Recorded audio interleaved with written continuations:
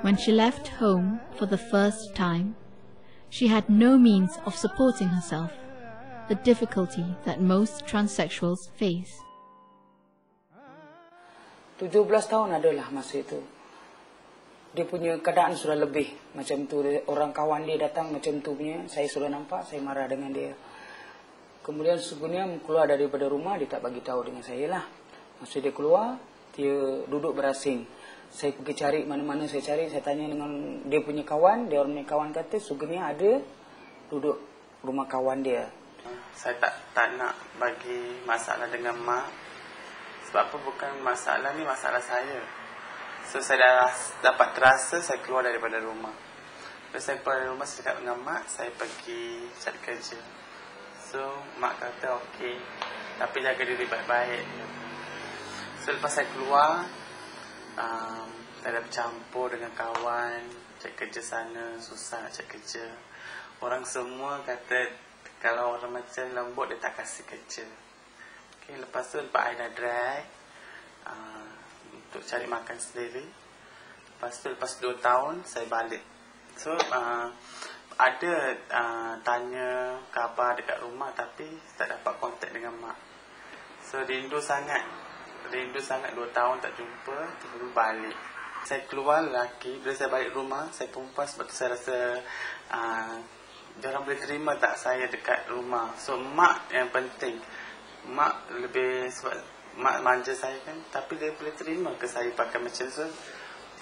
Okay, lepas balik abang tak terima. Apa, bila balik nampak saya je kan, asal kau balik macam ni, apa dah jadi dengan kau?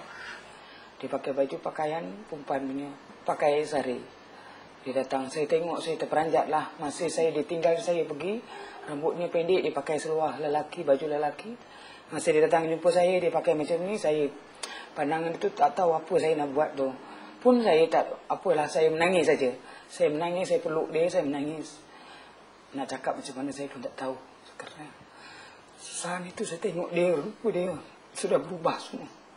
Seorang ibu tak boleh tengok macam itu, saya tengok. Masih dia pakaian dia, dia cakap semua macam tu. Kemudian saya cakap, tak apalah, kau jadi macam mana pun, kau anak saya akan terima, kau datanglah. Dia kata macam tu.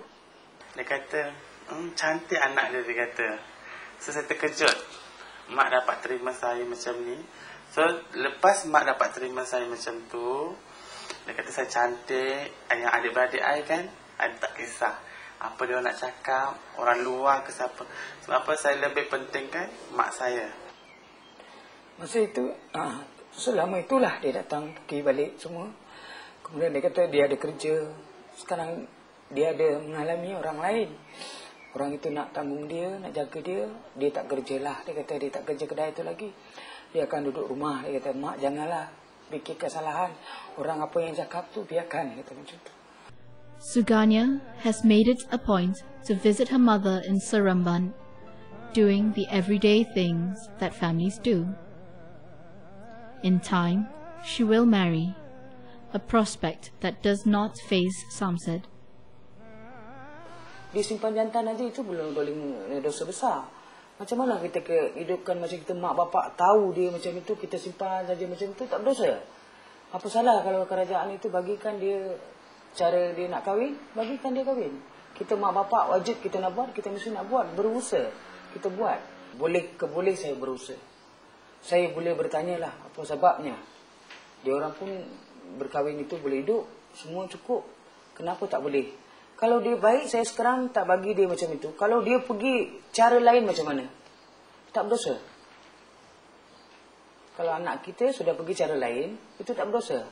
Itu kerajaan terima. Cuba kalau dia orang minta itu kita bagi, dia orang hidup pun senang, dia orang apa semua. Macam mana dia boleh pergi jalan yang salah? Kalau kita tak bagi, barulah dia orang boleh pergi cek agama lain ke, apa ke.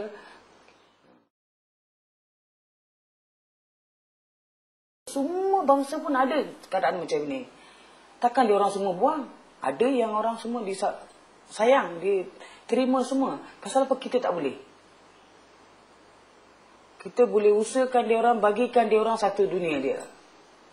If Suganya has evaded the pitfalls that most Malaysian transsexuals face, a life without hope or dignity, it is due to her mother's inherent strength and protective instincts.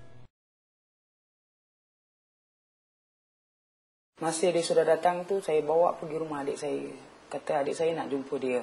Pergi sana, adik saya ketawa. Dia depan saya cerita elok, di belakang saya dia ketawa. Saya cakap tak apalah. Kalau kamu orang semua tak terima dia pun tak ada masalah. Saya ibu dia, saya mesti terima. Saya tak boleh tinggalkan dia. Syukurnya bagi tahu mak nak dengan adik-beradik, mak ke mak nak dengan kita orang. Saya kata saya nak anak saya.